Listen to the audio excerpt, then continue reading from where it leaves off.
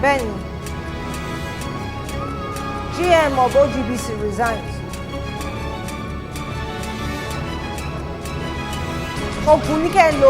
There's a mountain tag and pictures here. A changed door and the Ogun radio. Oh, one in no fold. Show off for you.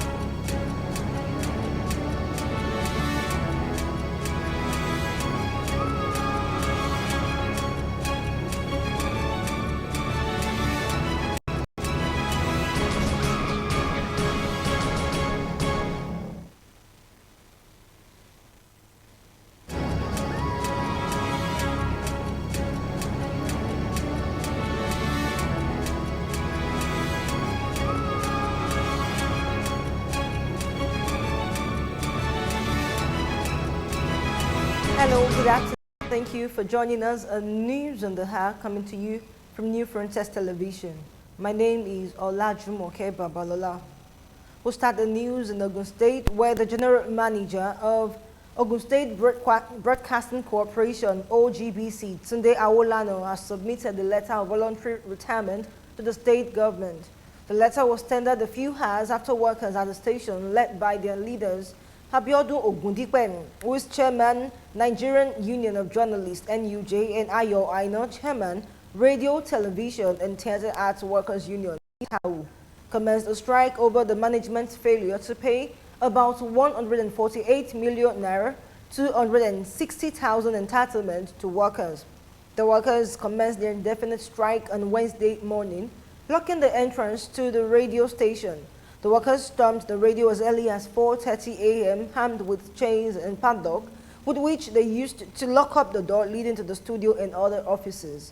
However, the government, in a statement issued by its head of service, Abayomi Shobande, announced Mr. Awolano's retirement on Wednesday and said it had been accepted. The statement also directed that the most senior management staff of the station immediately took over its administration until further notice. The National Assembly has passed the 2017 appropriation bill, raising the budget from 7.28 billion naira earlier proposed by President Muhammadu Buhari in December last year to 7.44 trillion naira.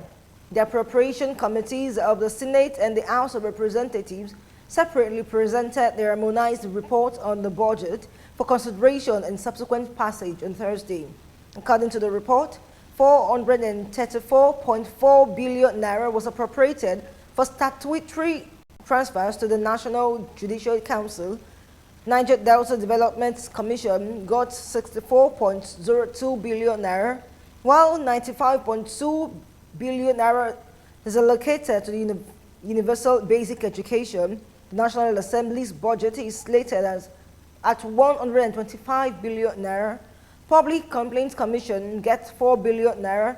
INEC has been allocated 45 billion naira and 1.2 billion naira accrues to the National Human Rights Commission. Meanwhile, the spokesperson for the Senate, Aliyu Abdullahi, while speaking with journalists, said the details of the National Assembly budget are included in the old national budget, ending 8 years of secrecy. And on to agricultural-related matters, an official of the World Bank, Dr. Shehu Salau, has said that 9 states in the country will benefit from a new World Bank-supported $200 million agricultural program. This was made known in Kaduna yesterday. The program tagged Agriculture Productivity Processing Enhancement, a livelihood scheme project. Appeals will focus on food security, local production, job creation, and economic diversification. World Bank's Dr. Shehu Salau, the bank's task team leader, made the disclosure in an interview on the sidelines of a 2-day meeting on Commercial Agriculture Development Project, CADP. The team leader said 40% of the amount would go to projects to support youth and women in the participating states, which include Kano, Kaduna, Lagos, Cross River, Kogi, and Enugu states, while the remaining 3 states would be announced after fulfilling set conditions. And on politics, 14 wives of the Southern governors under the aegis of Southern Governors Wives Forum have converged in Abeokuta, Ogun State for a 3-day meeting. They all arrived at the state capital on Wednesday. The forum chairperson, Mrs. Nneoma Okorocha, wife of the Imo State Governor, led the delegation to the Governor of Ogun State, Senator Ibikunle Amosun's office at Okemoson to pay him a courtesy visit. According to Mrs. Okorocha, they're in the state for their 5th quarterly meeting and would also engage in the Women Empowerment Program. We'll take a break and return with more news. Please stay with us.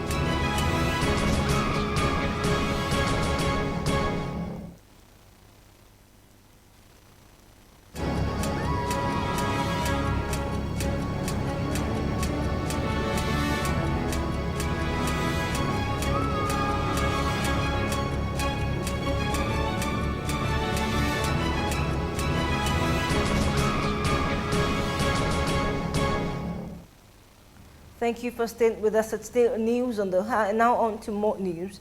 One of the 27 nominees appointed by President Muhammadu Buhari as Resident Electoral Commissioner, REC, for Independent National Electoral Commission, INEC, Ibrahim Abdullahi, shocked senators with a declaration that many lawmakers do not visit their constituencies. The Adamawa State nominee, who spoke as he was being screened by the Senate, advised lawmakers to be in touch with their constituents and be transparent in their activities to redeem their image in the eye of the public. Abdullahi was responding to a question by Senator Ali Wakili, a Bauchi South representative, on how the National Assembly could improve its image, added that the activities of the members should be more opened.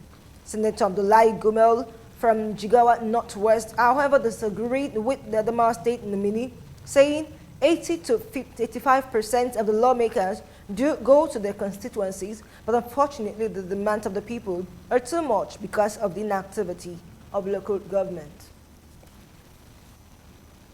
And on to health, the Minister of Health, Professor Isaac Adewale, has said that the federal government has concluded plans to improve the standard of midwifery practices in the country. Adewale made this note yesterday during the commemoration of the 2017 International Day of the Midwife, IDM, in Abuja. He stressed that a knowledgeable, skilled, and motivated health workforce is an important catalyst to increase universal health coverage, adding that there was also need for pre-service training, which would involve regular curriculum review and provision of adequate funding. He pointed out that the national health policy considered primary health care as a framework to improve health services for all Nigerians, which include the provision of health education, adequate nutrition, safe water and sanitation, reproductive health, amongst others. And on to court affairs, the Lagos Division of the Court of Appeal has overturned the judgment of the Federal High Court in Lagos, which convicted a former Director General of the Nigerian Maritime Administration and Safety Agency, NIMASA, Raymond Omatseye, and sentenced him to 5 years imprisonment. Omatseye was convicted on June 6, 2006 by Justice Rita Ofili Ajumogobia of 24 out of the 27 counts pressed against him by the Economic and Financial Crimes Commission, EFCC. She sentenced him to 5 years imprisonment without an option of fine. Displeased, however, Omatseye proceeded on appeal with his lawyer, Mr. Olushina Shofola, SAN, describing Justice Ofili Ajumogobia's judgment as unreasonable and urged the appellate court to overturn it. In a judgment today, the Court of Appeal agreed with Shofola and overturned Omatseye's conviction. With this report, we've come to the end of News on the Hour from the New Frontiers Television. My name is Olajumoke Babalola. Thank you for watching and to enjoy the rest of our programs. Thank you.